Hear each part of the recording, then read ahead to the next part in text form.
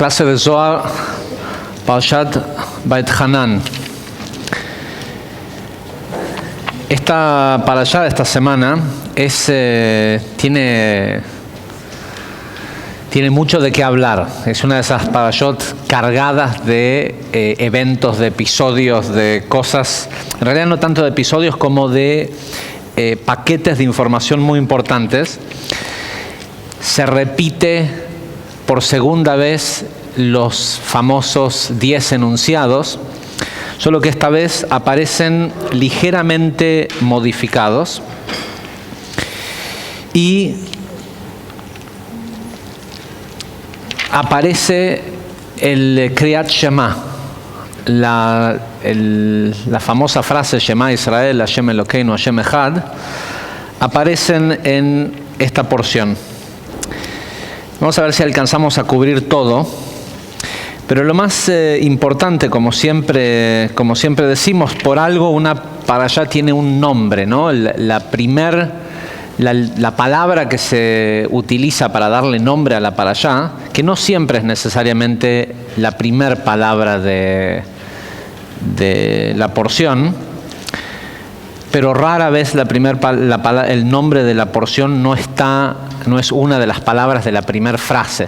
Solo en dos oportunidades no aparece así. El resto siempre está, ese nombre que tiene la parashá aparece en la primera frase.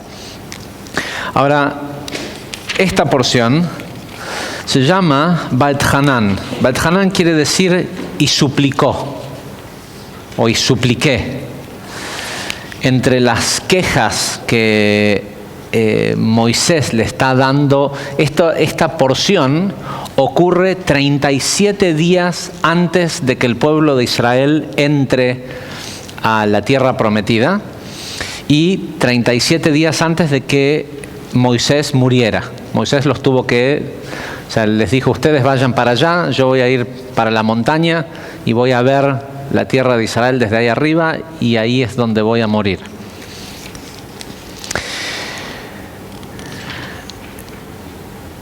Y la porción comienza diciendo, y le imploré en aquel momento a Dios, pidiéndole que lo dejara entrar a la tierra de Israel.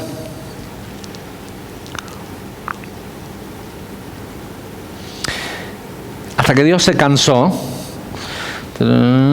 y Dios le dijo: suficiente, no vuelvas a hablarme al respecto. Entonces Moisés le cuenta esto a la gente y les dice que por culpa de ellos Dios se enojó con él.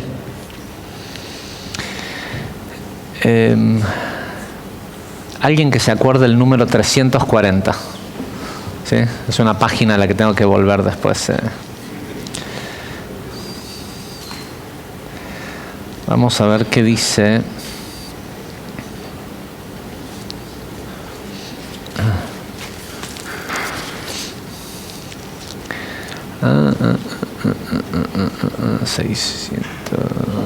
Ok. Va'etchanan.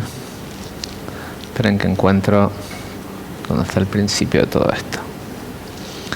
Shoftim.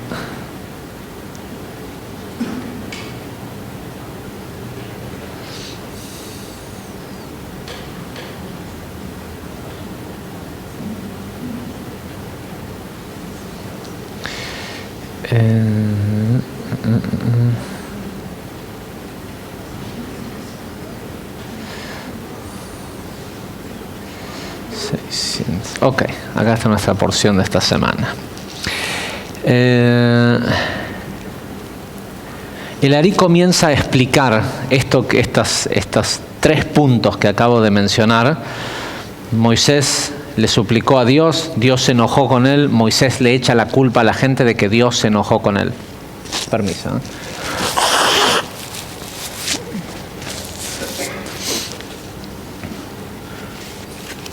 El Ari lo empieza a explicar de la siguiente manera. Dice: tal como ustedes saben, Zeir Anpin se desarrolla en 3 etapas o 3 estados de conciencia.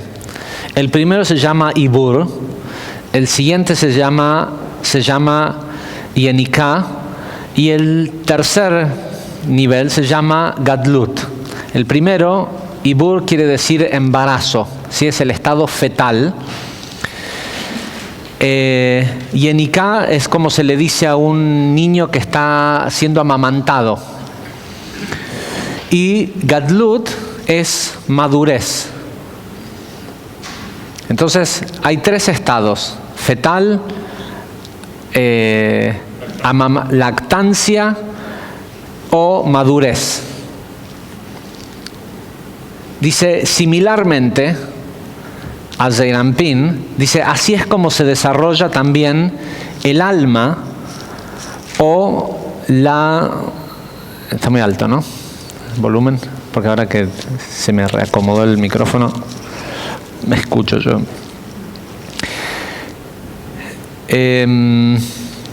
Dice similarmente, así es como se desarrolla el alma en 3 estados distintos de conciencia. Esto es algo que es... Hoy lo leía y es impresionante entender este concepto. Cuando uno entiende esto, entiende cómo funcionan muchas cosas. Dice, físicamente, un ser humano, una persona, se desarrolla por nutrición, ¿sí? Tiene que nutrirse para que el cuerpo crezca, para que las células, los tejidos se desarrollen. Dice, y los seres humanos se desarrollan a través de 3 niveles de nutrición. Dice, el primero es la existencia dentro de, como un embrión, dentro de la matriz de la panza de la madre. Dice, en ese momento, en ese lugar, se nutre directamente de ella. Y no tiene ninguna elección. Lo que sea que la madre come, eso es lo que come el embrión. Cuando llega a la lactancia y es un infante, todavía sigue recibiendo alimentos solo de la madre, pero ahora es a través de su propia iniciativa del desarrollarse. O sea, puede no querer tomar la teta, ¿sí? Hay bebés que cuesta, que esto, que lo otro. Es decir, que él tiene que succionar. Una vez que ha sido destetado, come por sus propios medios. Similarmente es como funciona la mentalidad del alma. Similarmente es como la mentalidad del alma atraviesa estos mismos estados de desarrollo. Y ocurren en este mismo, ¿cómo se dice? Sí, como en tándem. Uno es necesario del otro, secuencia, ¿sí?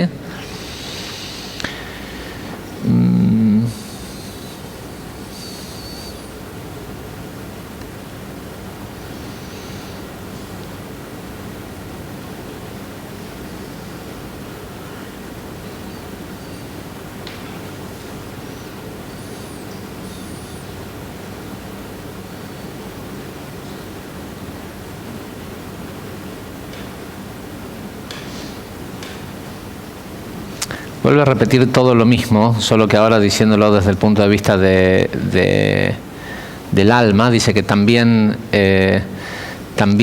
se nutre inicialmente de la luz sin ningún... Si se ponen a ver, tiene también que ver con lo que pasó con la luz y la vasija. Cuando la vasija estaba unida con la luz, es como si la luz estaba embarazada de la vasija. La vasija no tenía opción, recibía lo que sea que la luz le daba. En el momento en el que fue rebelde, ¿sí? Que es lo que hace el bebé cuando dice no quiere tomar la teta, tiene hambre, pero por ahí quiere atención, hay bebés que les gustan que le prendan la televisión, y si no les prenden la televisión, no toman la teta, o algo, ¿sí? Entonces, al tomar cierto nivel de control, es cuando la vasija le dijo a la luz, no quiero recibir, yo quiero ser el que está en control. Pero igual lo único que había para recibir era la leche de la madre, ¿sí? Eventualmente lo que estamos haciendo nosotros acá es aprendiendo a comer solos, a generar nuestra propia luz, a generar nuestro propio alimento metafísico. Dice, si prestan atención, tanto este fenómeno ocurre en lo metafísico, en lo mental y en lo espiritual. La experiencia es toda la misma y son paralelas a lo que ocurre con el desarrollo del Parsuf de Zeir Anpin. Dice, Zeir Anpin, ya sabemos, es la emoción de quien estamos hablando acá, quien es el bebé que primero está en un estado embrional, después en lactancia y eventualmente tiene que madurar y hacerse hombre. Es la emoción, no estamos hablando de una persona. Esto le pasa a todo ser emocional, todo ser humano tiene estos estados de ir desde un estado embrional a un estado de madurez.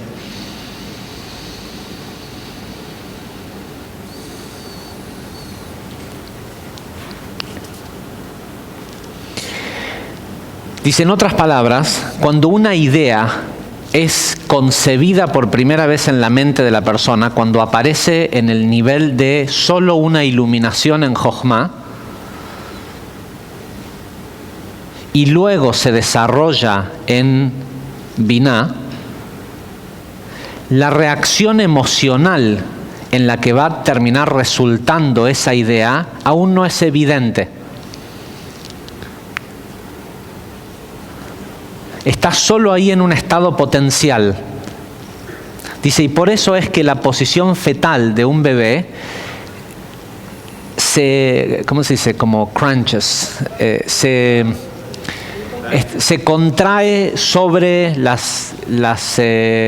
el área emocional y pone los pies, las piernas, que son Malhut, que son su capacidad de manifestación, las pone arriba de lo emocional. La emoción, cuando está el bebé en el estado embrional, y esto es muy común verlo en los chicos chiquitos, 5, 6, 7 años, que cuando están enfermos, que cuando se sienten mal, vuelven a esa posición, o cuando una persona es esquizofrénica. ¿Por qué? Porque están en un estado de inmadurez total emocional. Es decir, que no puede tener la estatura que tiene que tener. La persona madura está erecta, se para con Malhut abajo, con las emociones en medio y con el intelecto arriba.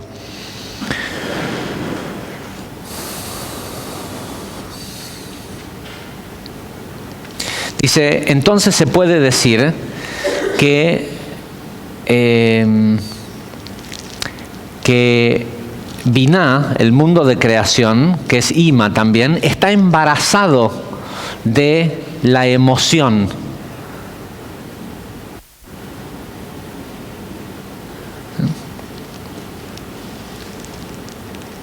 Una vez que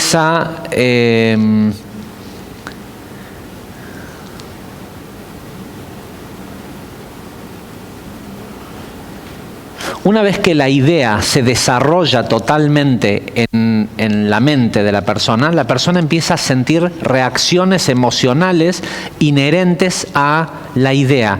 Esas reacciones emocionales, cuando la persona empieza a decir, tengo que ir a hacer eso, ¿sí? Porque primero se le ocurre y dice, qué increíble todo, pero ¿será posible todo? Cuando la persona empieza a tener reacciones emocionales que lo movilizan a querer ir a hacer algo, está en trabajo de parto, son contracciones, ¿sí? Que está tratando de nacer la idea.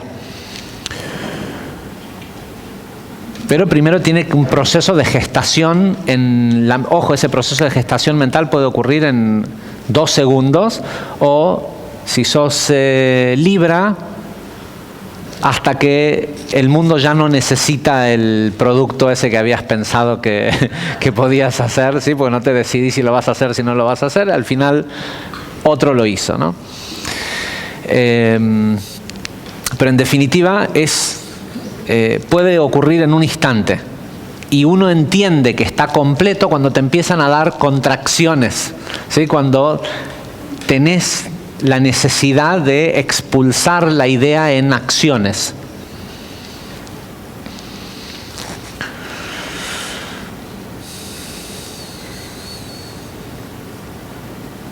Dice, sin embargo, al principio, cuando el niño es joven, cuando está, o sea, ya nació, pero igual está joven, el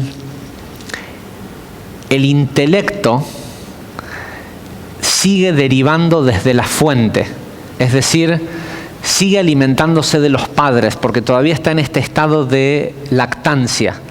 Con lo cual, a muchas de las personas, cuando tienen una idea de algo grandioso, comparan la idea y su capacidad de realización con si los padres lo hubieran podido hacer o no. ¿Sí? Y generalmente los padres, casi a menos que te toque la suerte de haber nacido de una persona que sea un gran emprendedor y todo esto, normalmente son los hijos quienes tienen mayor iniciativa que los padres. ¿Sí? Porque el deseo se amplía, o debería de ser de esta forma. Y esto muestra que la persona todavía está inmadura emocionalmente, ¿sí? Si no consigue que el padre lo financie o si no consigue apoyarse sobre una estructura existente para poder desarrollar, al tipo se le ocurre una idea grandiosa y se va y se fija en su cuenta de banco para ver si tiene plata para poder hacerlo. ¿Sí? Es porque está inmaduro, está lactando. Se fija qué comida hay en el refrigerador, en la heladera, y ahí decide si se va a hacer de comer o no. Pero si se le acaba de venir una idea que es tan grandiosa que podría entusiasmar a un montón de gordos a que le den plata para comprar los ingredientes para hacer esa comida. ¿Por qué va a ver si lo tiene o no lo tiene en el refrigerador? ¿Sí? ¿No vieron los menús de los restaurantes hoy? Entrás y lees y decís, ¿qué me van a traer? Y después te traen unas milanesas. ¿Sí? Pero de la descripción de lo grandioso que es y cómo está, finas fetas de carnes adobadas con migajas de ¿sí? Milanesa. ¿Sí? Pero si la persona es entusiasta en cuanto a querer dar esa milanesa, te lo vende. No necesita que alguien le venga a financiar. ¿Se entiende el concepto? O sea, si la persona se fija en lo que tiene en ese momento y estima eso como su capacidad de realizar esa idea que tuvo, es porque todavía está inmaduro. Y esto es importante porque vamos a hablar de otro tema esta noche. Es importante tener en cuenta esto, que la inmadurez lleva, cuando la persona está inmadura emocionalmente, lo lleva a lactancia, un nivel de lactancia. Es decir, si no ve que está la mamá para darle la teta, piensa que no lo puede hacer. Entonces depende de los padres. Los padres no es necesariamente el padre y la madre, pero depende de el padre, del maestro, de alguien que él lo pone en un nivel superior. ¿Perdón?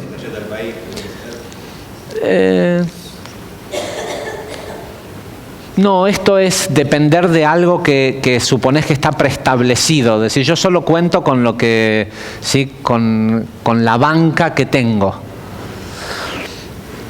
Y es porque la idea no está lo suficientemente desarrollada. Si la idea estuviera lo suficientemente madura como para que sea algo que incluso cuando no existe físicamente todos lo quieran, podrías ir a contarle a un par de personas que tal vez te van a dar los recursos. No importa cuánto tenés en tu refrigerador o en tu cuenta de banco.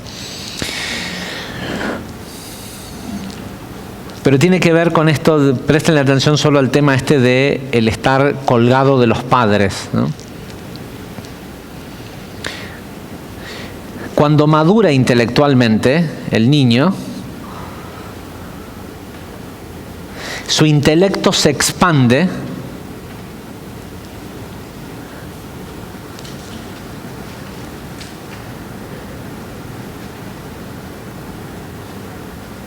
Dice, y puede comprender qué es lo que es deseable y lo que no es deseable desde un espectro mucho más amplio.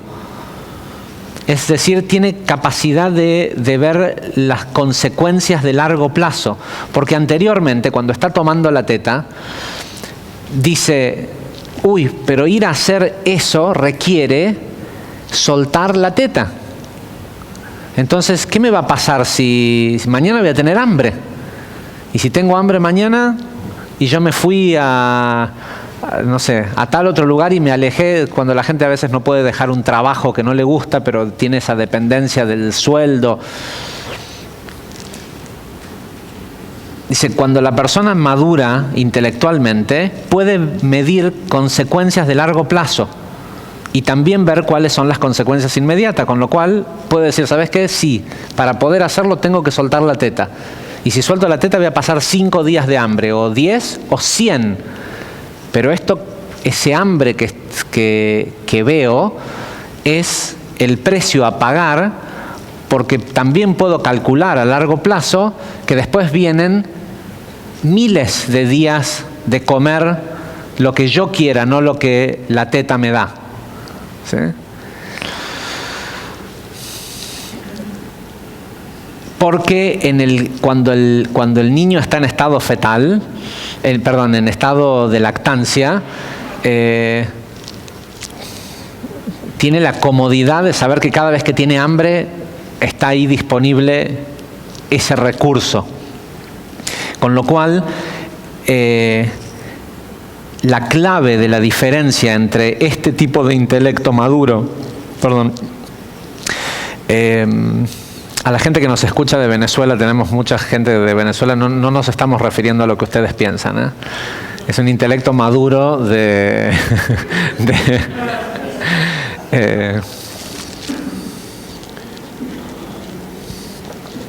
pero ahora se van a enterar también por qué ustedes tienen ese tipo de intelectos maduros. Entonces, dice, volviendo al... ¿Cuál es la diferencia entre un intelecto maduro y el intelecto de lactancia? Es que el intelecto de lactancia mide desde hambre, no hambre. O sea, duele, no duele. El niño chiquito, si le ofreces dolor, no lo quiere ese dolor. El hombre maduro dice, bueno, yo estoy dispuesto al dolor de 100 días de hambre a cambio de 1.000.000 de días de riqueza. ¿Sí? Porque 100 días van a pasar y de 1.000.000, quién sabe si ¿sí? Ya le va a tocar a mis hijos y a mis nietos y a quien sea. Pero para eso hace falta ser una persona madura. La mayoría de la gente que está en la conciencia del árbol del conocimiento del bien y el mal, de Etz Hadat Tov Verá, mide, si le duele, se escapa. ¿Sí? Ok. Ahora bien, dice Larry, Dios siempre bendice a los líderes, por eso venía al caso dice, Dios siempre bendice a los líderes de cada generación con la sabiduría concordante al refinamiento colectivo de esa generación. Es por eso que cuando el pueblo de Israel, transgredió las leyes a través del incidente del becerro de oro,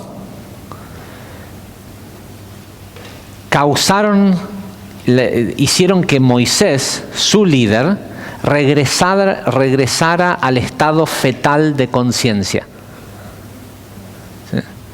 Él quería entrar a Israel, pero Dios le estaba diciendo, no podés entrar a Israel, si mira dónde está tu conciencia. No era por él, era por la gente. Entrás vos con toda esa capacidad de luz y todos estos fetos, les vas a dar un shock hipoglucémico, si es como que al bebé le des de golpe, ¿sí?, una cantidad de energía de azúcar que lo mata. Por eso es que él les dice, Dios se enojó conmigo por culpa de ustedes. Dice, hizo que Moisés regresara al estado fetal y perdiera cualquier tipo de luz que había concretado de su propio mérito.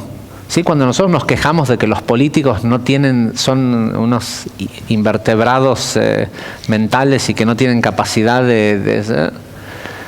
somos nosotros los que le hacemos eso a ellos. Es el colectivo del refinamiento de la generación lo que agarras, o sea, por eso, qué sé yo, querer ser presidente de este país es casi un suicidio. ¿Sí? Más allá de que mucha gente piensa que hay un beneficio económico que vale la pena lo que implica ser presidente de este país, o de la mayoría de los países del mundo, en este caso. Pero en definitiva lo que le pasa a la mente, a los intelectos del líder, del presidente de un país o de un grupo de gente, es culpa de la gente, ¿sí? Del estado de refinamiento que tiene el consciente colectivo. Dice, y la persona dice, Moisés perdió las luces de todo lo que él había alcanzado, pero Moisés, sin embargo, era un tzadik. Entonces, ¿qué pasó con Moisés?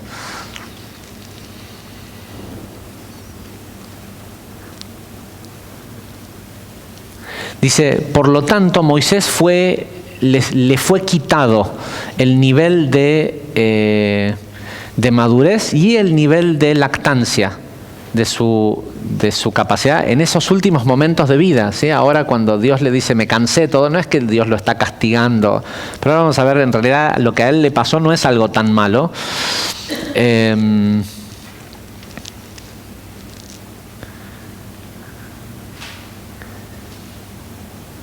Dice, cuando Zeir Anpin atraviesa el estado fetal en la matriz de Ima, de Binah, la cual también es llamado Yovel, ¿sí? Porque Binah está compuesta de 50 puertas y el año 50, el Yovel es el año 50 dentro de el año de júbilo, perdón. Dice, cuando Zeir Anpin está dentro, cuando no se desarrolló todavía, cuando es un bebé y está en la idea, está en un estado de Yovel. Por eso también en el pensamiento creativo, cuando todavía no tenés que ir a trabajar y a manifestar esa idea, es grandioso, ¿sí? Es como que ya existe, como que ya no hay que hacer nada. Lo ves en tu mente y es más, hay mucha gente que nunca hace nada porque se pasa la vida disfrutando de las grandes ideas que tienen. Pero esas ideas nunca le dan ningún beneficio ni a él ni bueno, sí, a él sí le dan el beneficio de disfrutar el tiempo que disfruta pensar de que es grandioso haber tenido la idea. Pero en definitiva es porque está en un estado de júbilo. Ya explicamos cuando explicamos del año sabático y el año Yovel que la luz de las sefirot inferiores se eleva, entonces se siente como que ya no hace falta trabajar, que no hace falta hacer nada. Dice, y es por eso que las iniciales de las palabras Vaitaver Yud Kei Vav Kei Lema Anchem, y Dios se enojó conmigo por ustedes, las iniciales escriben la palabra Yovel.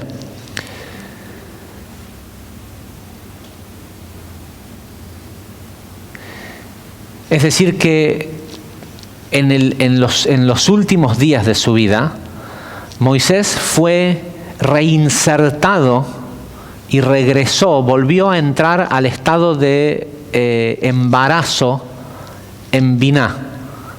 ¿Sí? Fue como absorbido por la sefirá de Binah.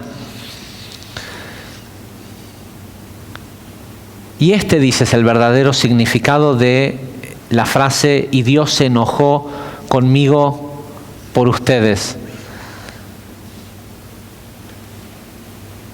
También es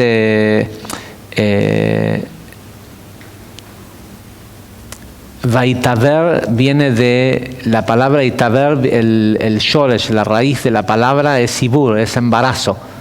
Con lo cual lo que le está diciendo, lo que está también diciendo Moisés es: Dios se embarazó de mí por culpa de ustedes. ¿Sí?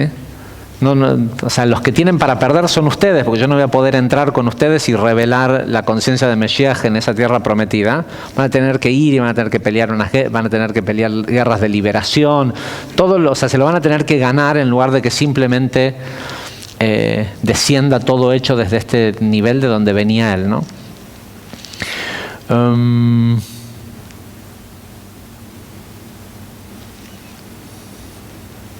Dice, también podemos entender esta explicación desde un versículo que dice, no sé de dónde es esto, de Shir HaShirim, del Cantar de los Cantares, un versículo que dice: mi amado descendió al jardín,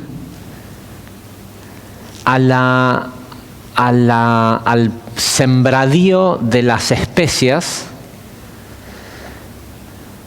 para buscar entre ellas, para buscar entre el jardín y sacar los lirios. Dice, las iniciales para buscar en el jardín y sacar los lirios: Lirot beganim belilkot shoshanim lamet veit vav shin. Escriben la palabra levush. Levush quiere decir ropa, atuendo, es la traducción, atuendo, algo que uno usa.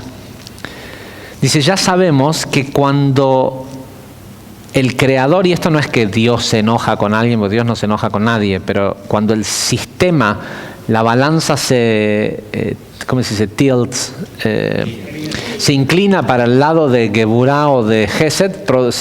Eso es lo que la Biblia le llama cuando Dios está contento o enojado. ¿Sí? No hay un estado emocional de Dios. Pero dice, ya sabemos que cuando Dios se enoja con Israel, se lleva a los tzadikim de esa generación. Y estos son transformados en una ropa que el Creador usa. Esto de ir a buscar esta frase de Shir HaShirim que dice, mi amado, refiriéndose a Dios, descendió, es como que lo dice la Shejinah, o como lo dice, como si fuera que está hablando acerca de Dios, desciende al jardín a buscar entre las especies los lirios, ¿sí? Estas flores que se llevan, dice, son los tzadikim, que cuando el sistema ve que no vale la pena, porque el pueblo no deriva conocimiento o crecimiento a través de la presencia de ellos en el mundo, y siempre que hay tzadikim en el mundo, esos tzadikim bloquean los juicios. Es decir, nosotros lo vemos en la historia de Moisés en la Biblia, porque la Biblia, el pshat de la Biblia, está escrito en este cuentito que Moisés le discute a Dios y pelea con Dios y le dice, no los mates, déjalos vivos, si los vas a matar a ellos, matame a mí también, y todo esto. Pero esto no es algo que ocurrió. No ocurre de esa manera. No es que el tzadik se pone a hablar con Dios y Dios le contesta. Dios no es una persona. Lo que ocurre es que el tzadik, su presencia en el mundo, pelea contra los juicios que caen sobre el mundo. El simple hecho de que estén vivos en la tierra. Y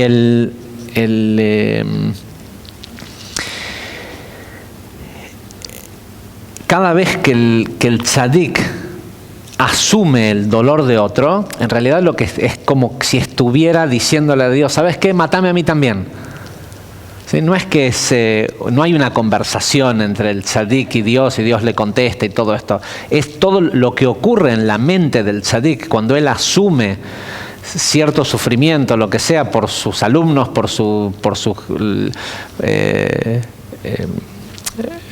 el pueblo del cual él es rey, si es que el rey fuera un tzadik y demás.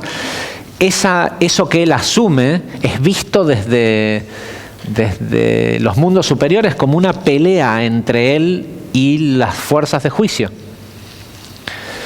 Entonces, ¿qué pasa? Cuando la gente no aprende desde los tzadikim de la generación, tienen que aprender desde el juicio. Y lo que hace el creador o el sistema es que se lleva a los tzadikim y los reabsorbe en este vestido, supuestamente que usa, o sea, los tiene pegados a su cuerpo.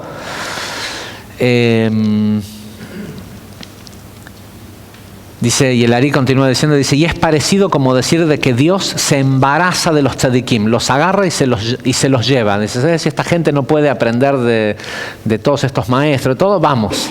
¿Sí? Porque para el tzadik también es un sufrimiento estar encarnado en un cuerpo. Generalmente cuando uno de estos maestros desciende, no viene por tikkun propio. Entonces, si baja solo a ayudar a la gente y la gente no quiere ser ayudada, es mejor... Ahora no va a combinar, pero un presidente inmaduro. ¿Sí? O lo contrario. ¿Sí? Eso es lo que más le conviene al pueblo. Aunque parezca terrible, ¿no? Uno puede decir, ¿cómo puede ser que lo que le conviene al pueblo es un gobernante que los maltrate y que los haga pasar hambre? Dice, por eso, dice el Ari, lo que nosotros debemos leer de Dios se enojó conmigo por ustedes, es por ustedes Dios se embarazó otra vez de mí.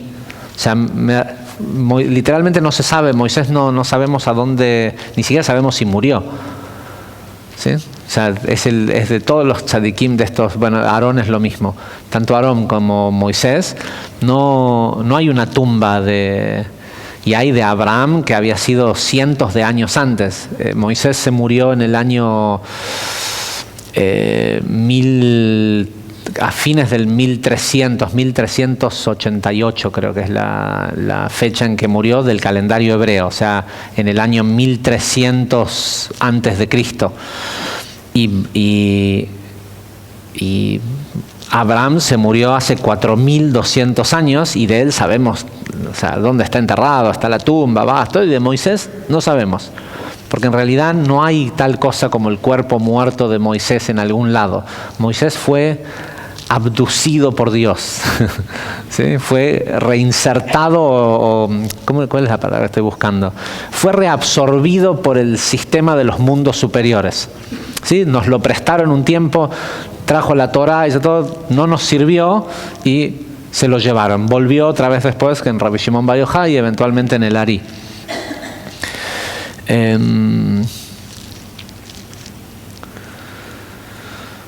Ahora bien, dice, hay 12 meses en el año y el valor numérico y esos 12 meses están representados por el valor numérico de la letra Vav cuando está deletreada.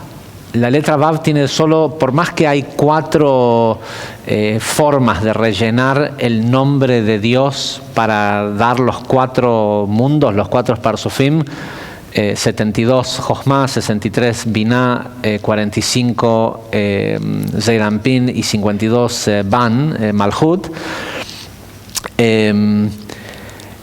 Y en todos se deletrean las letras distintas, la letra Vav no. La letra Vav solo tiene 2 formas de deletrearse. Vav, Vav, tal como suena, Vav, ¿sí? Una V al principio y una V al final, con una vocal muda, o sea, con puntitos, o con una letra Aleph en medio. Cuando son 2 Vav juntas, como la Vav tiene valor numérico 6, tiene 12, el valor numérico total es 12. Pero si la deletreas de la otra forma, el valor numérico es 13. Dice, es por eso que cuando hay que agregarle un mes a los años porque están embarazados, en hebreo un año bisiesto, no se dice bisiesto como decimos nosotros, se dice año meuberet, está un año embarazado. Es rarísimo, ¿sí? Porque es como que tiene uno más adentro. Dice, ese mes adicional que se agrega es el mes de Adar, porque es en el mérito de Moisés, quien casualmente dice murió en un Shana Meuberet, en un año embarazado, ¿Por qué? Porque denota de que en ese año, el año se embarazó de Moisés. Y por eso siempre que repetimos un año bisiesto, el mes adicional es el mes, este mes que fue cuando murió Moisés. Ahora bien, vamos a... ¿Qué número les dije que se acuerdan? Ok, muy bien. No sabría decirles si hasta que no llegué y no voy a saber si era cierto o no. Pero... antes de ir para allá, una última pequeña explicación acerca del nombre Beit Hanan. ¿Sí? No era necesario decir, podría haberse llamado Et Hanan. No hacía falta decir, y le supliqué a Dios que me perdonara. Podría decir, le supliqué a Dios que me perdonara hasta que se cansó y me sacó zumbando. ¿Sí? Pero dice, y le supliqué a Dios en aquel momento. El valor numérico de Beit Hanan es 515. Y el Ari dice esto acerca de... que es interesante tenerlo en cuenta ahora que estamos previos a Rosh Chodesh Elul. Los que ya escucharon, los que están tomando el curso 3, habrán escuchado que Rosh Chodesh Elul no es igual que todos los Rosh Chodesh.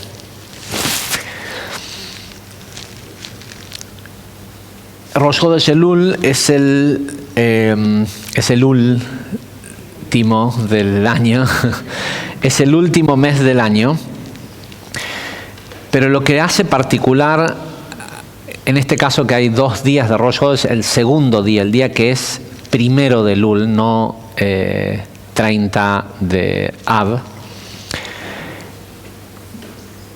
es que ese día es exactamente el día en el que Moisés subió al monte Sinai a buscar las segundas tablas de la ley.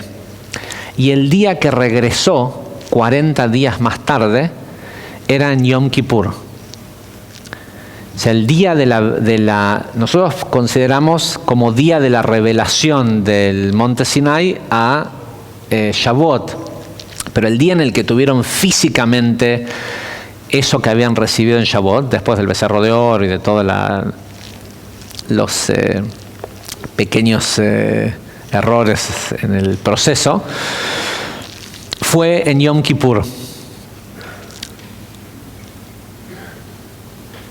Y de hecho no hay mención de Yom Kippur en la Torá antes de ese momento.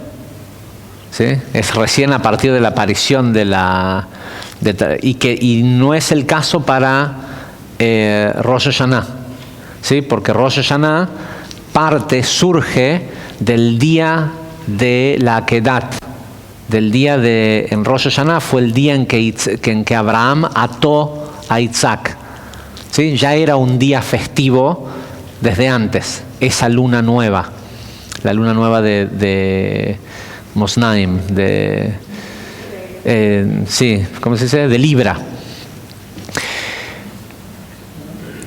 Pero Yom Kippur comenzó a ser Yom Kippur a partir de ese día que Moisés precipitó después de 40 días y 40 noches la Biblia. Con lo cual hay un trabajo específico para hacer, y es interesante porque es algo que no solo la gente que estudia Kabbalah, si le preguntas a los judíos ortodoxos por qué lo hacen, no te saben explicar demasiado bien, pero te dicen, y es porque es el mes antes de Rosh Hashanah, hay que prepararse mejor, entonces hay como un seder especial que se hace en Rosh Chodesh Elul. Nosotros ya explicamos en el curso 3 de que lo más importante para hacer en la noche de Rosh Chodesh Elul es cómo uno se va a dormir, ¿sí? Cómo uno sale a buscar lo que quiere para el año siguiente. Es ese día cuando se hace, es en esa noche cuando uno decide qué quiere para el año, y después sí, se termina precipitando en Yom Kippur, pero el día donde debe comenzar el proceso es en Rosh Chodesh Elul. Y digo esto porque la gente puede decir, bueno, pero es lo mismo, si no después le pido a Dios. si no hice el trabajo de precipitar esto que tarda 40 días. El Ari dice lo siguiente acerca del valor numérico de Beit Hanan, que es, y le supliqué. Y es Moisés el que está pidiendo, no es que está pidiendo un tipo que no tiene mérito. Rashi dijo, le supliqué, porque en realidad si hay alguien que tenía mérito para pedirle algo a Dios, era Moisés, pero como es un tzadik y es humilde, le suplicó a Dios, porque que se iba a parar frente a Dios a decir, dame, porque tengo el mérito, porque te vengo aguantando a tu pueblo 40 años, dame lo que te pido. No. Perdón, ¿no? Entonces le suplicó. Pero el Ari dice, no es una palabra común usar Beit Hanan. Dice, no aparece en ningún otro lugar de la Torá. Dice, el valor numérico de la palabra Beit Hanan es 515. Dice, y como ya sabemos, hay un ángel que es el que está encargado de elevar las plegarias que hace la gente. Es el que lleva las plegarias de la tierra hasta el cielo. Y como ya lo hemos explicado muchas veces, el viaje le tarda 500 años. Y como la elevación de plegarias se hace a través del nombre, no lo puedo mencionar, pero Yud-Kei, ¿sí? Y el nombre y el valor numérico del nombre Yud-Kei es 15, la palabra Beit Hanan denota los 500 años que tarda en llegar una plegaria. Igual para Dios 500 años no es nada. Para nosotros se nos complica un poco si tenemos que esperar 500 años. Pero si querés seguir pidiendo, te va a llegar en otras encarnaciones. Lo único, no le pidas cubrir el banco el lunes, porque no va a llegar.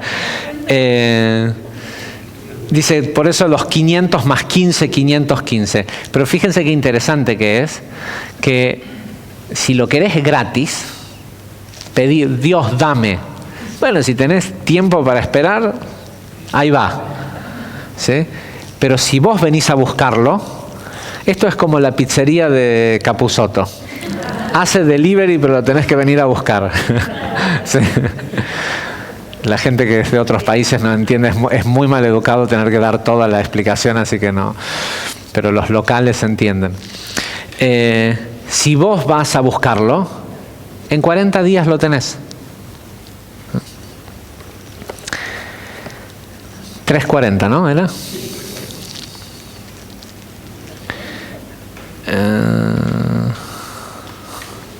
3:40. Página 340. Ok. Pero parece que no era. Ok, acá estamos. En Shabbat alguien preguntó, y creo que es importante traer a colación esto porque justamente porque está viniendo el mes de Elul. El propósito primordial de Rosh Hashanah, Yom Kippur, de todas estas festividades, es limpiar los huesos, le dicen los cabalistas. ¿Qué quiere decir limpiar los huesos? Cada vez que una persona hace... ¿te espero? ¿No? ¿Es esa? Bueno, ok. Cada vez que una persona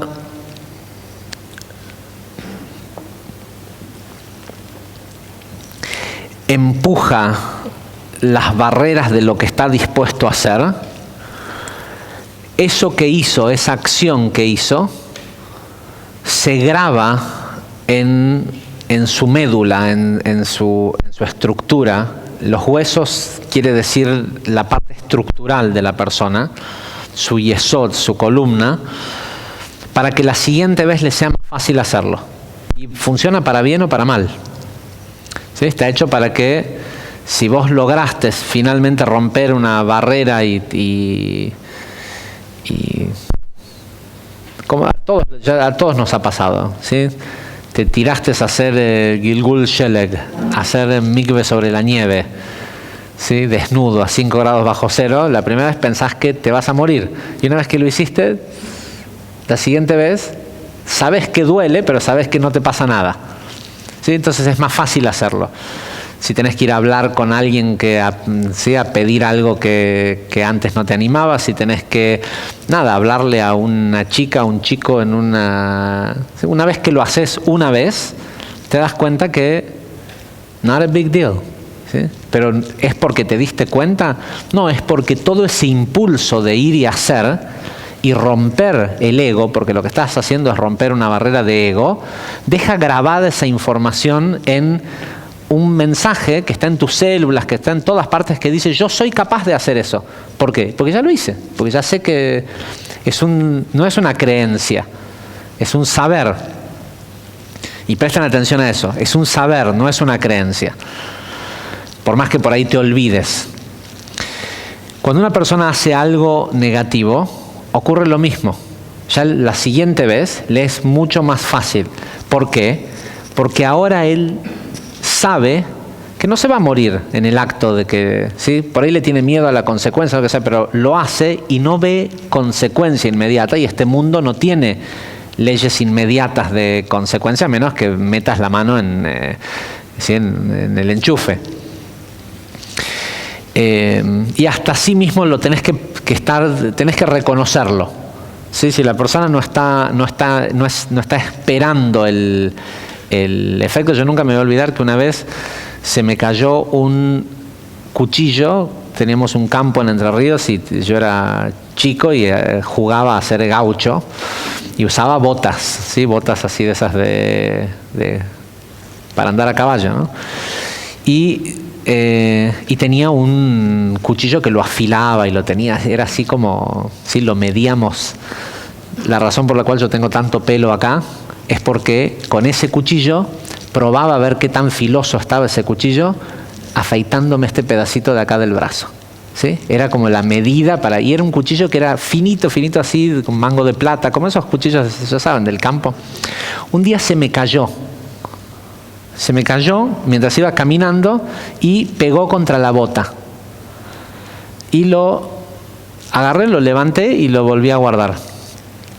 Y después de un rato empecé a sentir, dije, ¿cómo puede ser? Pisé agua, me entró, tenía la bota llena de sangre, me había cortado la pierna, pero era tan filoso. Ahora, lo increíble es que en el momento en el que te das cuenta que está la sangre y todo, te duele. Antes no te duele. ¿Sí? Es necesario el conocimiento, hasta que no reconoces que pasó eso. ¿Sí? Estaba caminando en un charco de sangre en la bota y no lo sentía porque no me había dado cuenta que me había cortado. Una vez que te cortás, te empezás a descomponer, o sea, no una vez que te cortás, una vez que te das cuenta. Ahora,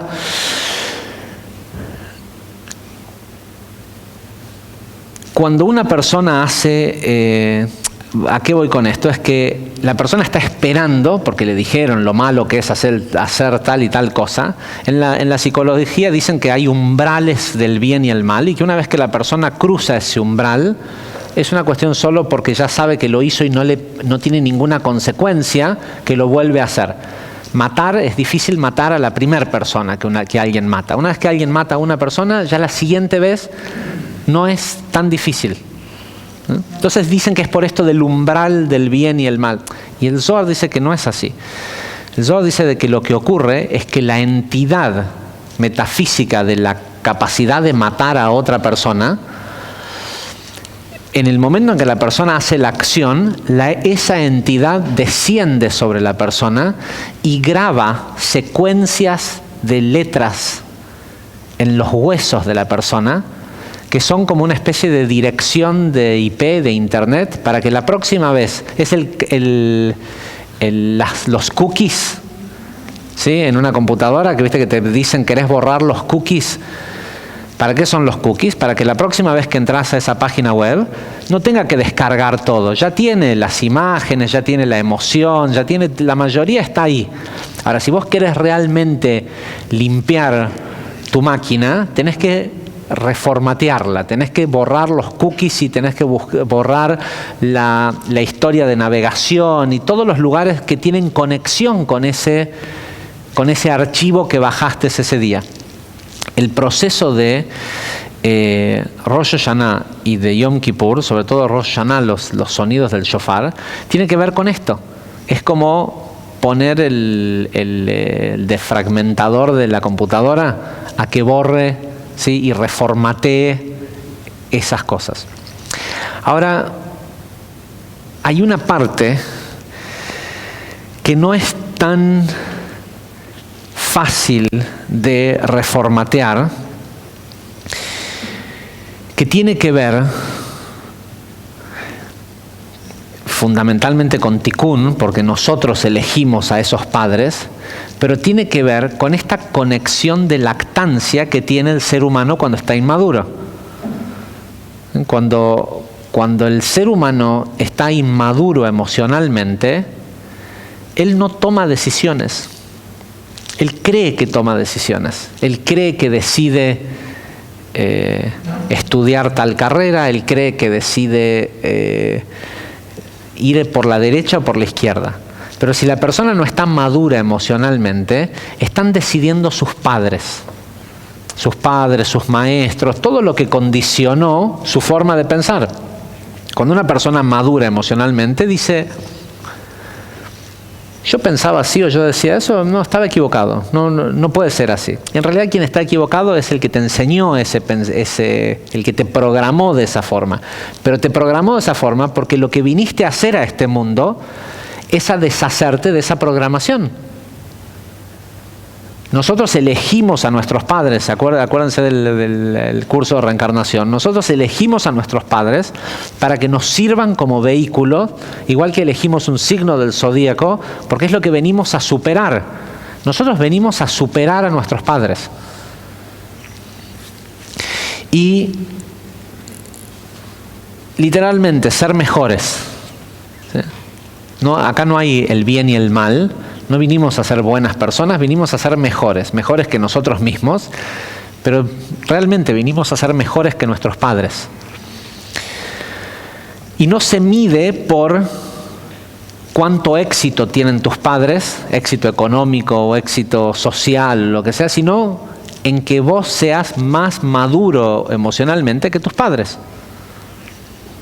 Entonces, de repente un padre que parece sumamente exitoso socialmente, económicamente, intelectualmente, pero vos que sos el hijo, sabés que se enojaba cada 5 minutos, en realidad era un primate sumamente sofisticado, ¿sí? Pero no dejaba de ser un animal, ¿sí? Si la persona no tiene control sobre su emoción.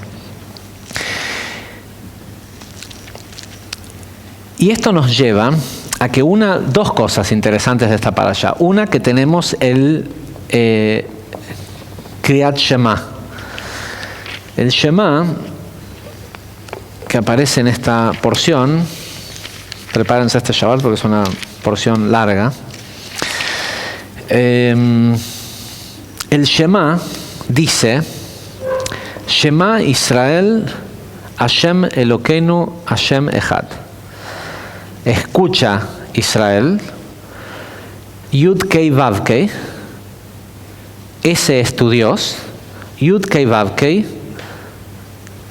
hay un corte, uno no puede, la persona que lee esto de la Torah no lo puede leer todo de corrido, tiene que decir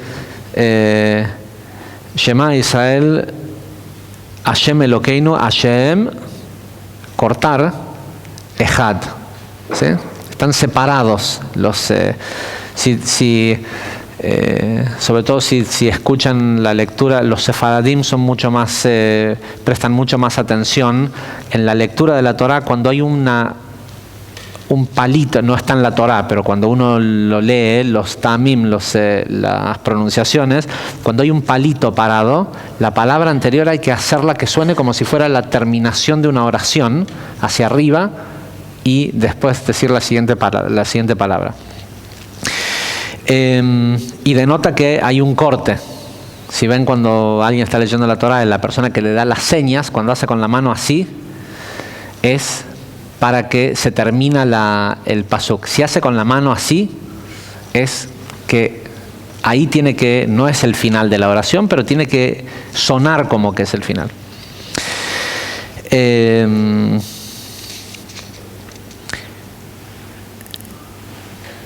Lo explicamos brevemente en el curso, en la clase de la semana pasada, del curso 3, pero esto quiere decir algo muy simple.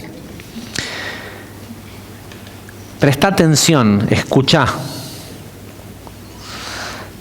Si sos Israel, ¿no? Si no sos Israel, esto no te corresponde, pero si venís de este grupo de almas, de esta 70ª nación que proviene que son almas que vienen de Atzilut y de Briah,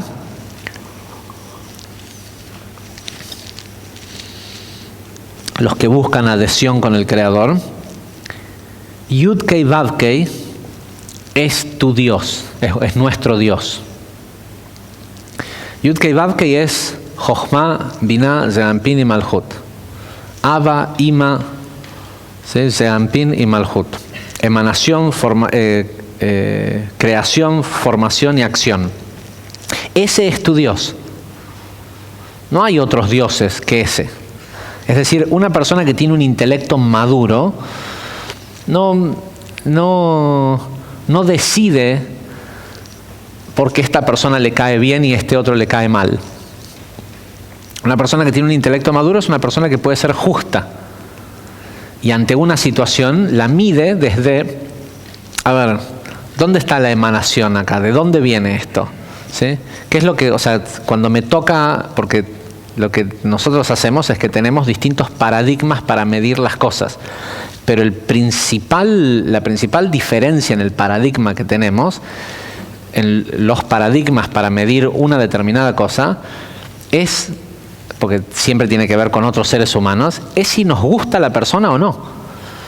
Y si nos gusta, para el 99,9% de la gente, te gusta porque se parece a vos. ¿Sí? O sea, los que son como vos, los que piensan como vos, los que les gusta vivir a donde vos vivís, esa gente, esos son buenos y tienen razón, aunque estén equivocados, y estos otros que piensan distinto están equivocados, aunque tengan razón. Y lo que está diciendo acá la Torá es: déjale eso al resto de los pueblos. Si vos sos de este pueblo del que tiene que ser tzadik, ¿sí? Sostén del mundo, no podés medir por si te caen bien o te caen mal. Es cada situación en particular poder verla desde, bueno, ¿y de dónde viene esta emanación? ¿Y qué fue lo que se creó? ¿Y qué es lo que se formó? ¿Y cuál es la acción puntual que eso generó? Para darles el caso que es más difícil para todos nosotros de llevar a cabo. Tenés un gobierno en un lugar, ¿sí? Puede ser el de la ciudad de Buenos Aires, o puede ser el de la nación, o bueno, se nos acaban los partidos políticos, pero o el de Córdoba, ¿sí? Ya tenés 3 partidos políticos que no te gusta. ¿Sí? No te gusta, te cae mal el candidato, te cae mal el gobernante, te cae mal. Y porque te cae mal, todo lo que hace está mal. ¿Sí? Y para una persona que es sostén, que es tzadik y esod olam, que tiene que sostener al mundo, esa no es una forma de pensar. Tenés que ver cada situación y ver cuál es la emanación, qué se creó, hay algo nuevo en este mundo que fue creado a través de esa emanación, qué se formó, ¿sí? Y cuál es la acción puntual, incluso si no te favorece a vos, porque vos no sos solo vos, nosotros somos la vasija del mundo infinito. Si hay otras personas que estaban sufriendo algo y ahora no sufren gracias a eso que se emanó, creó, formó y accionó, a vos también te conviene. Porque esa es una parte tuya. Yo sé que yo estuve en Venezuela antes de Chávez. Y claro que era un país grandioso. Un país grandioso para la gente que tenía plata, para la gente que estaba en contacto con el petróleo, ¿sí? Para la gente que, claro, era un país grandioso también para toda la gente que hoy no piensa que es un país grandioso. Y no digo de que lo que esté pasando en Venezuela sea bueno o malo, ¿sí? Pero claro, todos mis amigos en Venezuela pensaban que vivir en Venezuela era un lugar grandioso.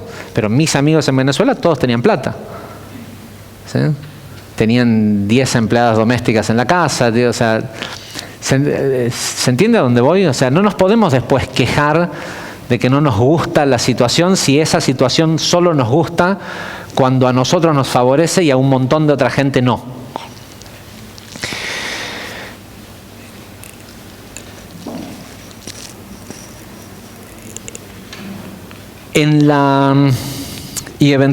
¿A qué voy con esto? Tenés que poder medir desde una sola regla para medir todo. No podés medir con reglas distintas y decir, y son distintas. Y claro, si usaste pulgadas en un lado y micrones en el otro, ¿sí? Al que no te gusta lo medís con, ¿sí? Micrones. Se equivocó, ¿no? ¿Por qué se equivocó? Seguramente porque hizo algo. Es difícil equivocarse sin hacer nada, ¿no? Hashem Elokeinu, Hashem Echad. Dios es, Yud Kei Vav Kei, es unidad. La palabra Echad, que quiere decir uno, ¿sí? Uno. Dios es uno. No es porque le estaban queriendo decir, mirá que no hay dos, ¿sí? No hay un solo Dios. Eso está en otro lado, está en los mandamientos. La unificación de los mundos, el poder, es poder ver todo como uno. Entonces ahí sí podés juzgar, bueno, hoy no me toca a mí salir ganando de esto, pero le toca salir ganando a otro que es como yo. No, pero esos no son como yo, ¿no? ¿Sí? Bueno,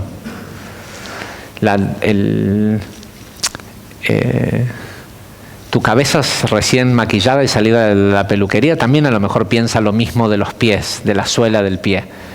Pero si la suela del pie no lo lleva a la peluquería, no llega. Entonces todo hace falta.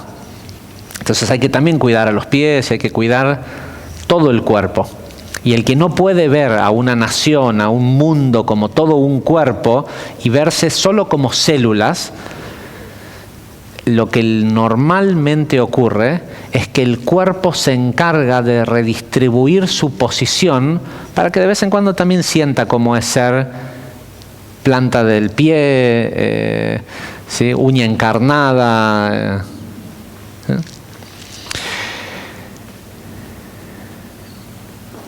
Pero este Shema, lo que viene después, Be'afta et Hashem Elokeja, es una sección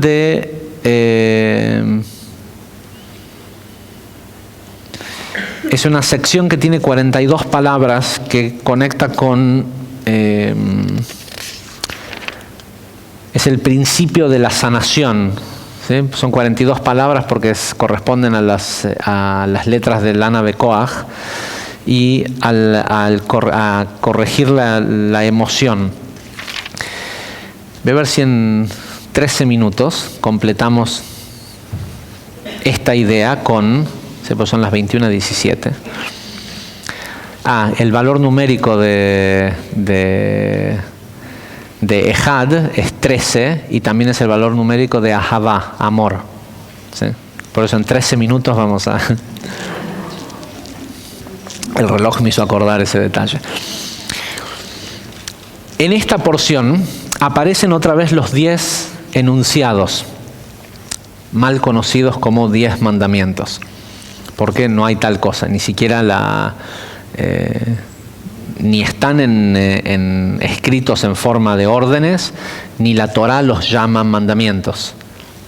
Estas no son 10 mitzvot, son aseret adibrot, son 10 enunciados.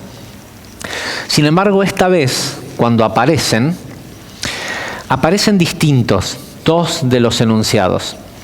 Las diferencias son, no voy a explicar la de Shabbat, pero en el cuarto mandamiento originalmente Dios dijo, Zahor et hayom ha-Shabbat lekadshó, recuerda al día de Shabbat para que lo santifiques.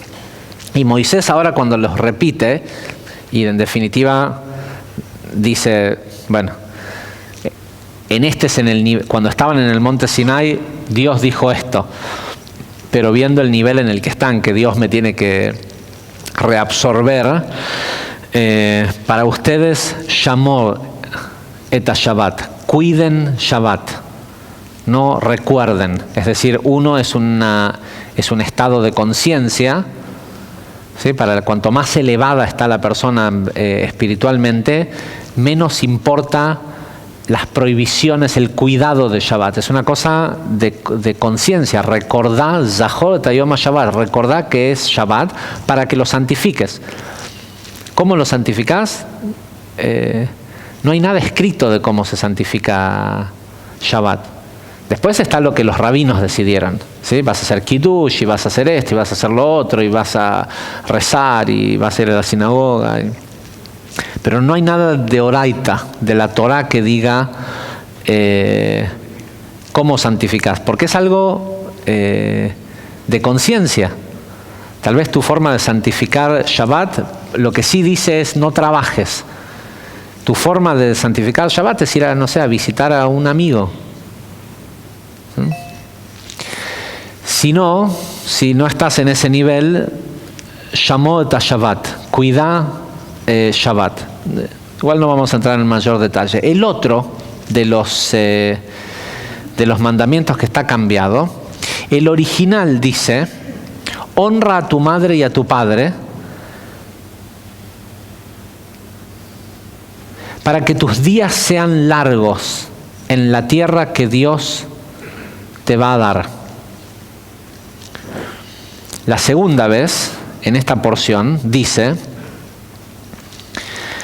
honra a tu padre y a tu madre de la forma en que tu Dios te ordenó. Es la forma de cómo tu Dios te ordenó no estaba en el primer... ¿sí? Es decir, antes era uno de los Aseret Adibrot, de los 10 enunciados. Ahora se acaba de convertir en una orden, pero no lo había ordenado, ¿sí? Moisés les está diciendo, pero Moisés ahora está en este gran nivel de conciencia que dijimos la semana pasada, que está en su máximo nivel de profecía. Y Moisés convierte esto en una orden. Dice, como tu Dios te ordenó, para que tus días sean largos y para que puedas vivir en la tierra que Dios te va a dar como herencia. Ahora cambió, ahora es una orden, y ahora no dice para que tengas largos días en la tierra en que yo te voy a dar, sino para que puedas vivir en la tierra en la que yo te daría, la que Dios te va a dar.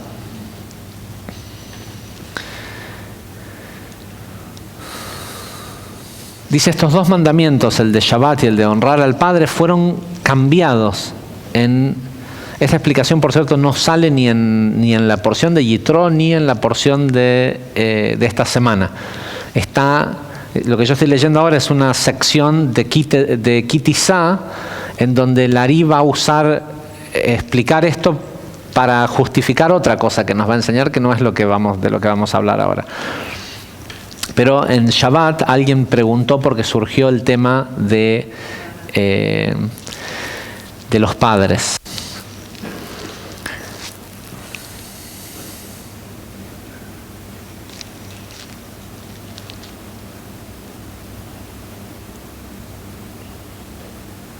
Esperen que encuentre la explicación de...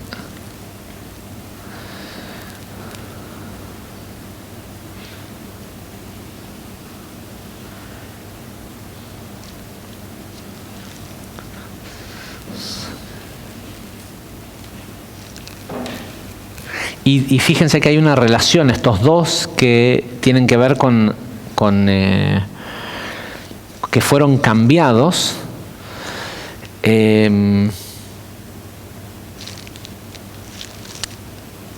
Esta cosa de recordar y de cuidar.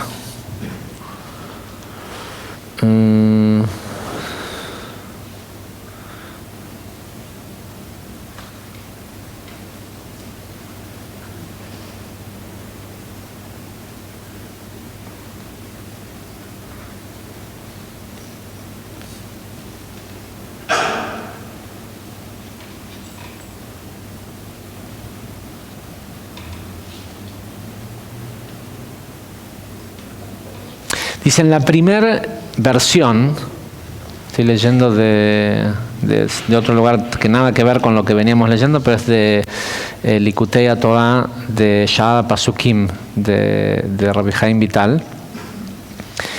Dice, en la primera versión de los 10 enunciados, la Torah menciona primero como razón para honrar al padre y a la madre, diciendo, para que vivas, para que tus días sean largos. Dice, y esto se refiere al incremento de las 6 extremidades de Zeir Anpin, los cuales son llamados días, los días de la creación. Ya lo explicamos varias veces, que cuando aparece en la Torah la palabra días, se refiere a esos días, y esos días son las emociones.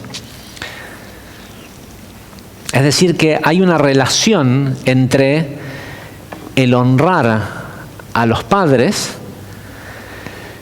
y el recordar o cuidar con que la emoción sea larga. Ya lo explicamos muchas veces también que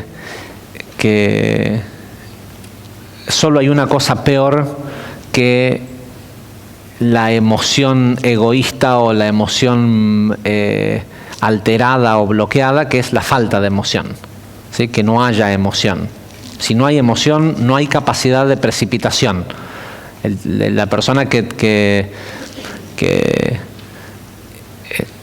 es un bruto emocionalmente manifiesta brutez, pero manifiesta algo. La persona que es la persona apática, la persona que no tiene emoción, no tiene capacidad de manifestación.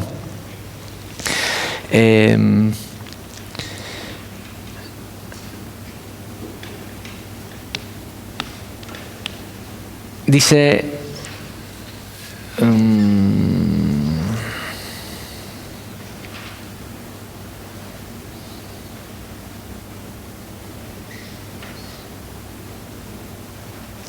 esto es una explicación de pie de página. Dice, las 6 extremidades de Zeir Anpin son las 6 sefirot, son metafóricamente las 6 sefirot de este parsuf, Hesed, Gvurah, Tiferet, Netzachot y Yesod. Son llamadas extremidades, puesto que están asociadas con las 6 direcciones de las dimensiones del espacio, ¿sí? Norte, este, oeste, norte, sur, arriba y abajo, ¿sí? Por eso es como de un punto, cuando fue el Tzimtzum, lo primero que hubo, dice el Zohar, fue la emanación de las Sefirot, y el Tzimtzum ocurrió de un punto, se expandió o se contrajo, ¿sí? Pero esta idea de que es hacia todas las direcciones. Dice, por eso son llamadas extremidades. Dice, estas 6 sefirot están relacionadas a los 6 días de la semana de la creación, con lo cual están asociadas a la dimensión del espacio y del tiempo, la creación del tiempo. Dice, y es importante entender que esa es la función del Zeir Anpin. Si a vos el tiempo y el espacio solo tiene valor respecto a qué te hace sentir ese tiempo y ese espacio, ¿sí? Si a vos estar lejos de esa persona que amás no te produce nada, si ese espacio o el tiempo en que no vas a ver a esa persona no te genera ningún tipo de emociones, porque seguramente no hay ningún desarrollo de Zeir Anpin. si hubiera un desarrollo de Serampín, es decir, si hubiera manifestaciones de colores del amor, el tiempo separado y la distancia y todo eso te alteraría la emoción. ¿Sí? Porque la emoción es la que le da dimensión al tiempo y al espacio. Dice, y es la emoción la que le da el sentido conceptual o el marco conceptual al mundo físico. Dice, y por otro lado, y dice en otras palabras, el cuidar el mandamiento de honrar a sus padres físicos incrementa el alcance que la persona tiene en este mundo. ¿Sí? Cuanto más existe esta idea del honrar al padre y a la madre, aunque los odies, más puede hacer esa persona en este mundo físico. Más impacto tiene, más... dice que hay una relación directa. Por eso, fíjense, en ningún otro mandamiento Dios los, ¿cómo se dice? Entice them.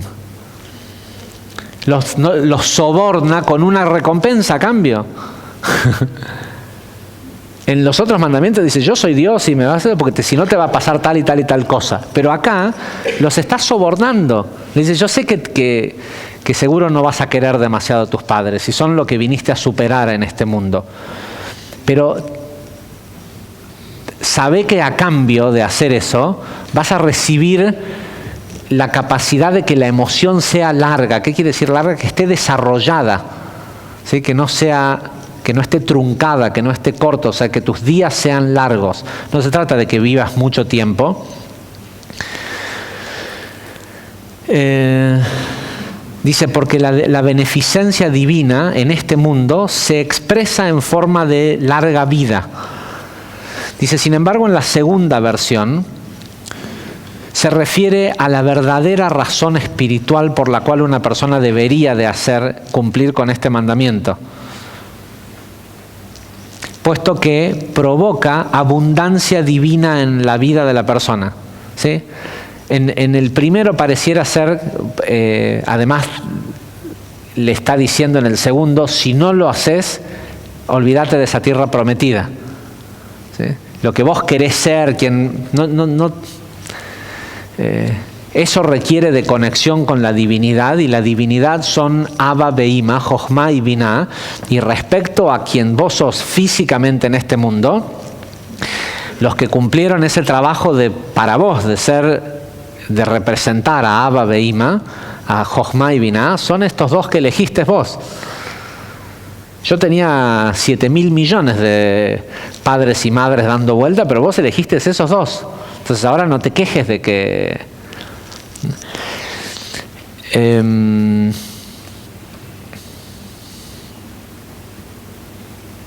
dice, y por eso dice, en la segunda vez hay dos tipos de recompensa mencionada. La primera es para que tus días sean largos, refiriéndose al incremento de las 6 extremidades, tal como ya lo mencionamos.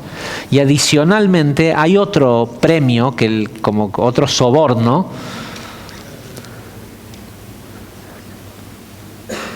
para que yo esté contigo, ¿sí? En la tierra que te prometí. O sea, para que Dios esté con la persona. ¿Qué quiere decir esto? Dice el Ari, para que haya un influx, una llegada de un fluido, ¿cómo? ¿Influjo? Epa. Si yo digo eso y queda grabado, después no debo tener problemas, ¿no? ¿Cómo es? Insuflexión. Es una alumna que hace muchos años que viene, así que aunque esté delirando, la vamos a dejar que meta una palabra en... un flujo de energía divina, es decir, aparte, adicionalmente, te soborno con que yo te garantizo de que yo voy a estar en tus cosas si vos honrás a tus padres, aunque sean insoportables.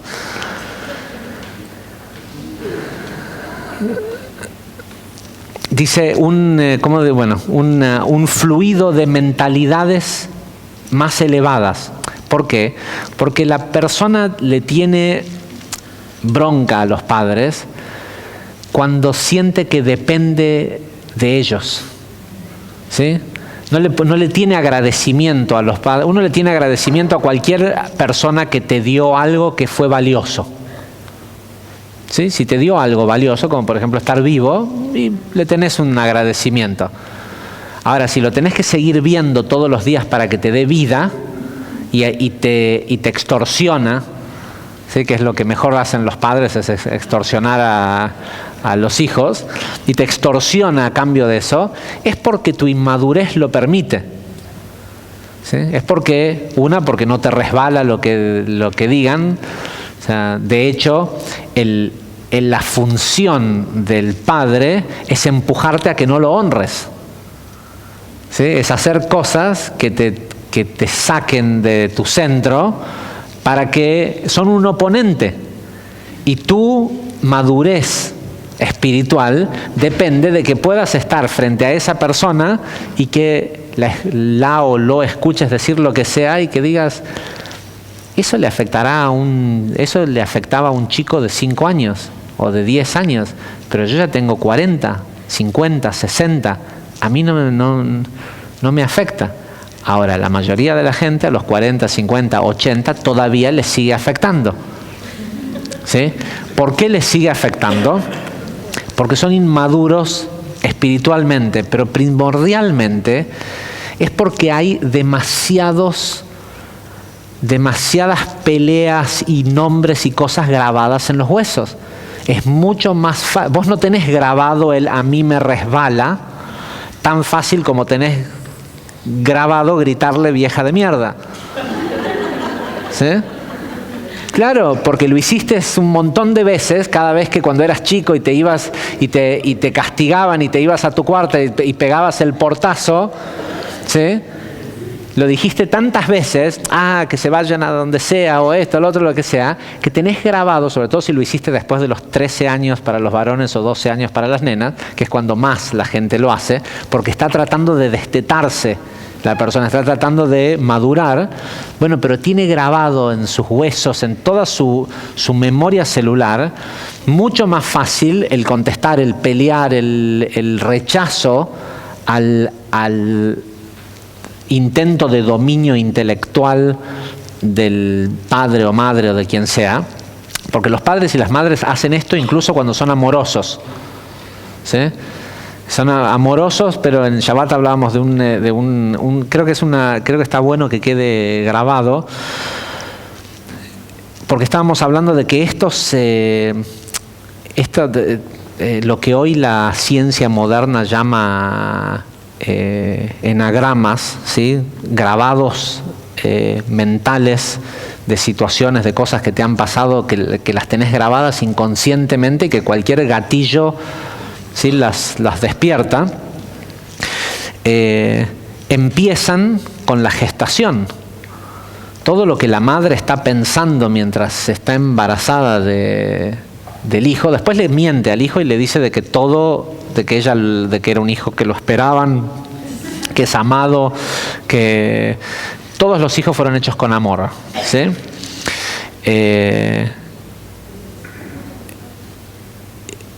Y si los hijos les preguntan, los padres mienten.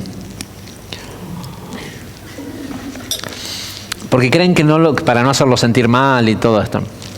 Pero todo, si la madre tenía, no sé, miedo cuando estaba embarazada, miedo quiero decir a carencias físicas, o la dejó el marido, lo que sea, todos los pensamientos, todo lo que la madre dice y piensa mientras el bebé está en un estado inconsciente, se está grabando en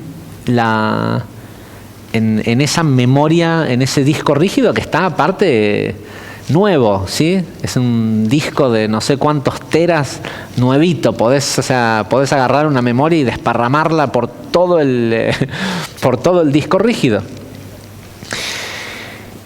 Y uno tiene que saber que el momento en el que uno le tiene que decir a los hijos cómo fue toda la situación de su gestación, de su niñez, todo eso es cuando sea que pregunten, aunque pregunten a los 4 años, ¿sí? Y hay que decirles la verdad.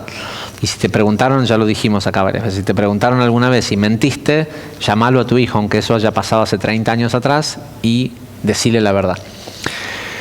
Ahora, respecto a nosotros, muchos de nosotros tenemos padres que están muertos o que ya no hay a quien preguntarle.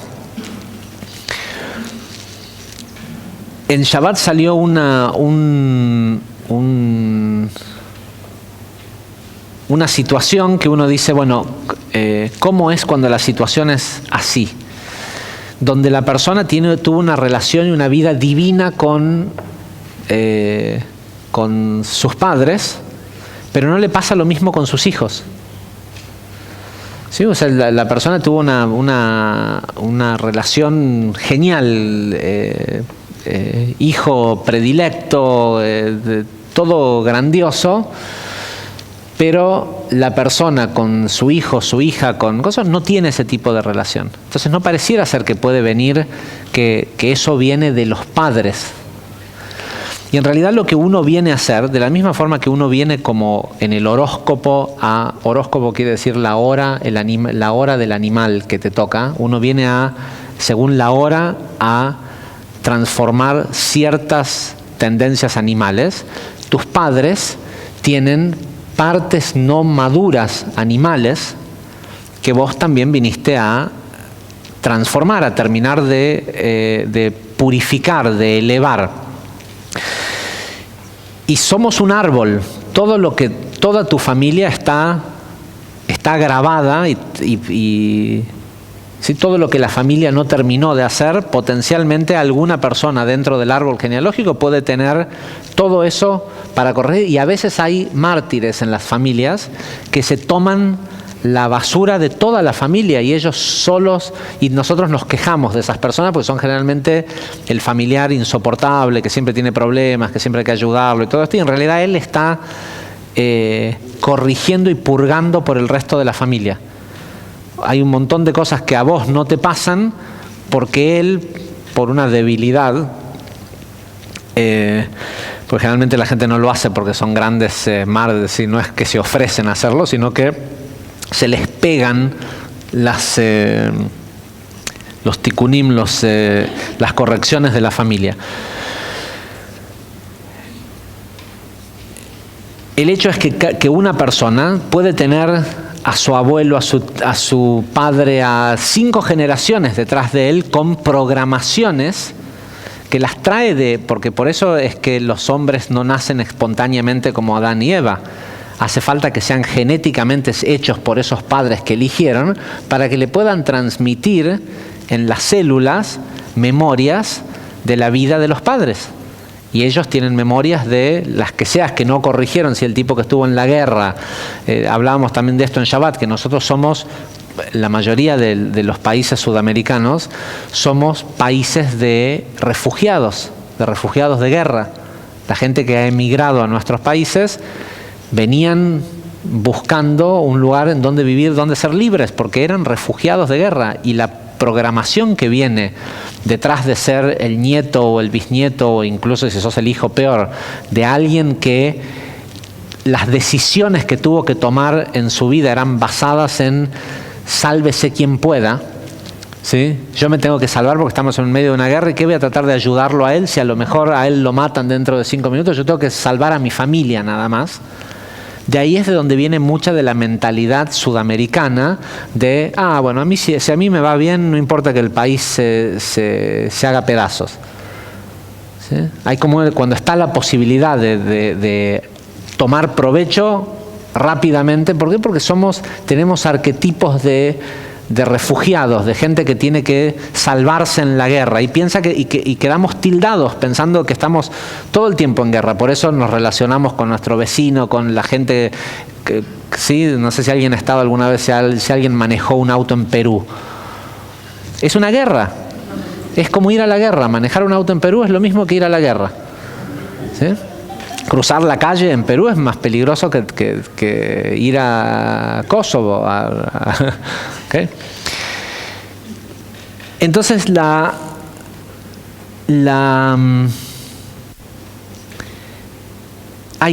hay aspectos animales que uno viene a corregir. Y el hecho de que, y cómo funciona generalmente en un niño, es que hablábamos sobre todo, y de esto vamos a hablar también, estoy preparando una clase distinta este año para Tu B'Av, porque veo que hay un componente muy importante del por qué la gente tiene problemas de pareja respecto a sus padres. Porque antes a nuestros papás no los dejaban divorciarse, entonces tenían que seguir viviendo con esa vieja que odiaban, ¿sí? O con ese viejo que odiaban. Entonces, como estaba mal socialmente divorciarse, las familias eran un desastre. Nos quieren hacer creer que antes había más el sentido de familia y todo esto. No es cierto, no. Todo estado actual es una evolución a lo anterior. El hecho de que antes no mostraran la emoción, o la emoción cuando brotara, ¿sí? El tema es que cuando en la dinámica de una familia, el niño que viene con mentalidad reptiliana, ¿sí? Con la corteza reptiliana, está inmaduro y mide todo desde dolor o recompensa, y tiene que elegir bandos, por decirlo de alguna forma, suele encontrar en esa familia disfuncional un aliado. El ser humano no puede sentir que todos son sus enemigos. ¿Sí? Cuando una persona siente que todos son sus enemigos, desarrolla esquizofrenia, un montón de enfermedades mentales. Entonces tiene que elegir un aliado. Y elige a alguien, alguno de los dos papás, que los dos están equivocados a lo mejor, pero tiene que elegir uno. Todo lo que hace el papá que eligió, su aliado, es bueno, y todo lo que hace el otro es malo. Entonces muchas veces dábamos el ejemplo puntual de unos papás que se pelean siempre, pero no se pelean siempre todos los días, todo el día, se pelean una vez por semana nada más. Entonces el resto de la semana, cuando se llevan bien, a lo mejor el papá siempre cuando llega abraza a la mamá de una determinada forma. Pero si la hija menor, la hija, decidió que la mamá es la aliada y que el papá es el enemigo, cualquier acción que el papá hace, ella lo graba como algo malo. Incluso durante la semana, cuando no están peleados. Entonces, cuando ahora su esposo, la nena ya creció y tiene ahora 40 años, y cada vez que un nuevo novio la viene y la abraza de una determinada manera, ella ya no lo soporta más. Y no sabe por qué termina siempre las relaciones de pareja y ya no me gusta, ya no está. ¿Por qué? Porque está haciendo algo que ella tiene grabado, y no lo tiene grabado en un lugar intelectual. Lo tiene grabado en la memoria de las celulitas que le dieron los papás, ¿sí? Que dicen, cuando alguien te abraza de esa forma, es el enemigo. Y de golpe la persona empieza a pensar que ese hombre o esa mujer, lo que sea, es su enemigo, porque como no lo puede racionalizar, simplemente pierde el interés, el amor, lo que sea por esa persona.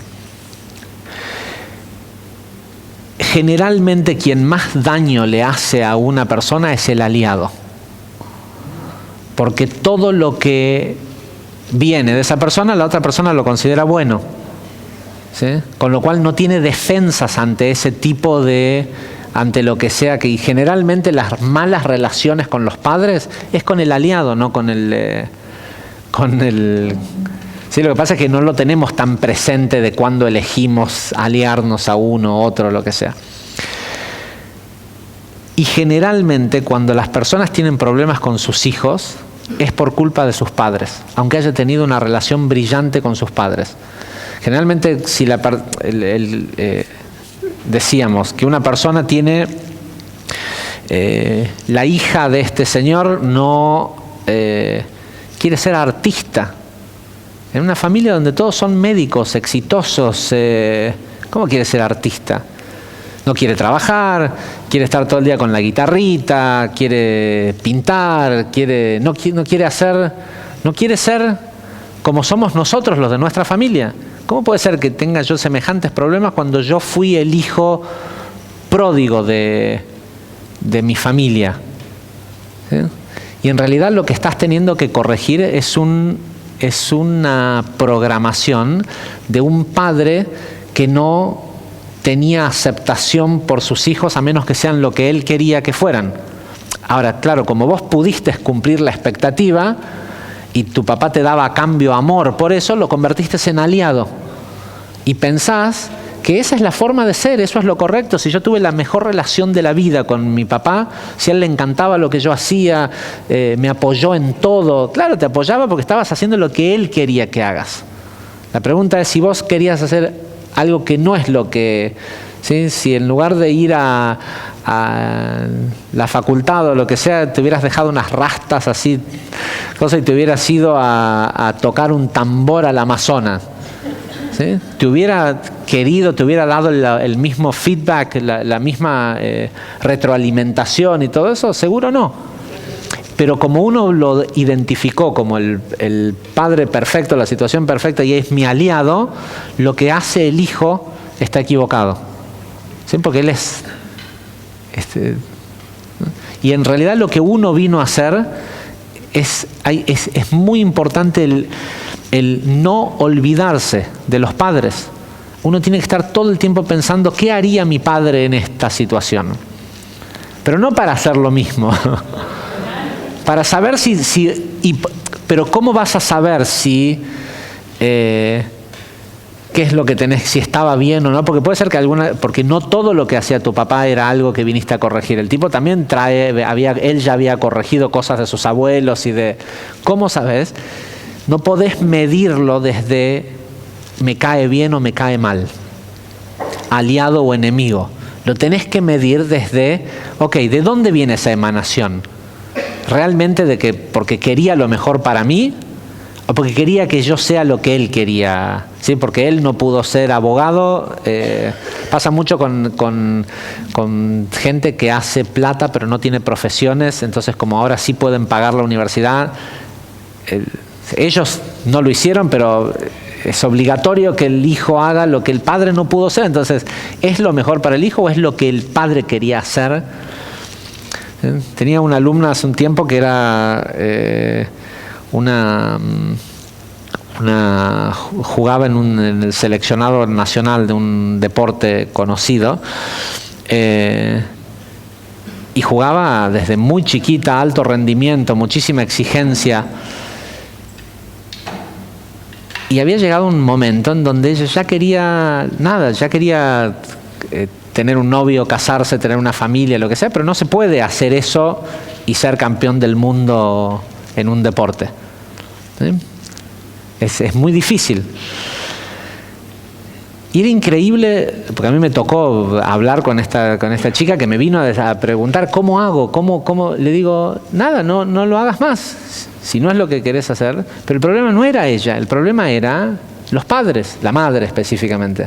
La madre le gustaba ese deporte, pero nunca había sido buena jugando en el deporte. Y la hija había sido campeona olímpica, tenían una medalla de oro en la casa. ¿Sí? ¿Cómo vas a renunciar ahora cuando todavía tenés edad de jugar y cuando todavía queda una olimpiada y todavía queda un mundial y todo? ¿Sí?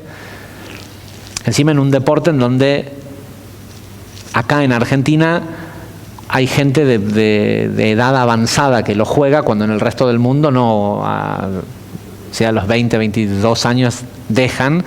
En Argentina se da la casualidad que justo hay chicas que lo juegan o lo jugaron hasta... Y lo ves y decís, ¿cómo puede ser tan egoísta un padre? Para ya te digo, querías la medalla de oro, ya está, ya te gané una medalla de oro, pero ahora déjame hacer mi vida. Pero en la mente de esta chica, esta persona es su aliada.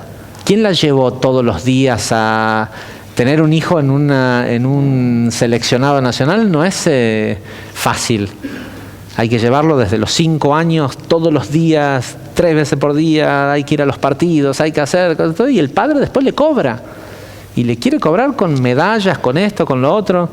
Entonces, si querés la buena relación con ese papá, que es tu cómplice, aparte es tu aliado, le tenés que pagar con lo que él quiere, ¿no? O sea, no importa si tu vida es buena o no. Y todos dicen, ay, ¿cómo no va a ser una buena vida si es campeona mundial de tal y tal cosa? ¿Sí? No, la tipa tenía una vida miserable. ¿Sí? Pero no es fácil salir de esa cárcel, de esa programación, porque todo en tus células te dice que estás haciendo lo correcto. Cuando le decís que no a un chico que te gusta porque él va a ir en contra de tu mamá, porque tu mamá es el deporte. Entonces no hay que cortar el lazo con los padres, porque cortar el lazo con los padres te impide corregir. Hay que respetarlos y estar presente, pero te tiene que poder resbalar o sea, la madurez es poder estar enfrente de ellos. Y hoy, si no te toca, poder ir a pararte enfrente de su tumba y decirle, ¿sabes qué? Hoy entendí algo. Y te vengo a hablar de lo que me hiciste. ¿Sí? Y lo vengo a dejar acá. Ese tema es tuyo. Como vos estás reencarnando, seguramente, te lo devuelvo. ¿Sí? Corregilo vos. Era tu tikkun, no era mi tikkun. Vos corregilo. ¿Sí? Y es así, ¿eh? Es sacarse una mochila y dejarla y seguir caminando liviano.